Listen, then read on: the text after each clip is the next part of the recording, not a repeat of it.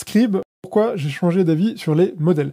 Alors dans cet épisode, je voulais échanger avec toi sur une réflexion au sujet des modèles, donc des templates. Un template dans un logiciel de prise de notes, c'est tout simplement quelque chose qui te permet de gagner du temps. Si par exemple j'ai régulièrement des réunions, et bien plutôt que de venir mettre le titre, la date, différentes informations autour de ma réunion, si je sais qu'à chaque fois c'est le même format, et bien tout simplement je pré-remplis ce format, et puis comme ça j'ai juste à cliquer sur un bouton et ça me déroule les informations. Mais pour avoir expérimenté ça avec notamment mon second cerveau, eh bien je pense qu'il faut avoir la bonne mesure des modèles. J'entends par là que il fut un temps où j'avais plutôt tendance à tout modéliser. C'est-à-dire que je voulais que chaque situation finalement ait son modèle. De cette manière, ça me permettait d'être certain d'avoir la bonne rigueur en fait concernant les informations à rentrer.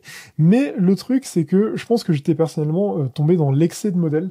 J'entends par là que finalement j'avais beaucoup de modèles et à chaque fois j'avais un certain nombre d'informations à remplir.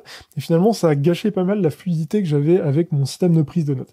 Donc si je devais te donner un conseil, en tout cas c'est quelque chose que j'ai expérimenté et je veux te faire réfléchir par rapport à ça, c'est que bien modéliser c'est important, donc c'est important que tu finalement adaptes des modèles en fonction des différentes situations récurrentes. Là-dessus, il n'y a aucun problème. Moi, à titre d'exemple, dans mon système, donc j'ai des modèles qui me permettent par exemple de trier mes ressources, d'organiser mes projets, ce genre de choses, donc ça c'est complètement ok.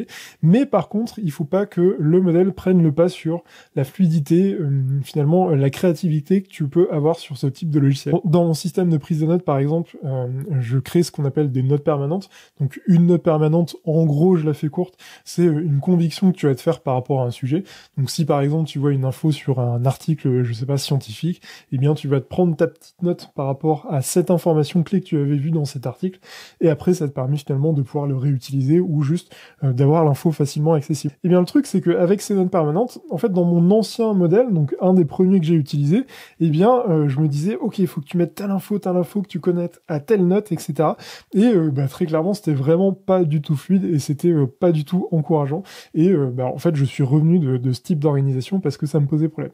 Donc voilà, tout ça pour te dire, pour t'inviter à réfléchir, avoir des modèles, avoir des templates, c'est cool et je te recommande véritablement de te pencher sur les différents modèles. Mais par contre, attention de ne pas tomber dans l'excès de modèles de manière à ne pas poser de problème quant à la fluidité de ton système. Et voilà concernant les modèles. Donc comme d'habitude, n'hésite pas à t'abonner, liker, partager. N'hésite pas également à me faire parvenir tes différentes réflexions par rapport à ce sujet. Et bien sûr, n'oublie pas, prendre des notes, c'est bien plus que simplement prendre des notes.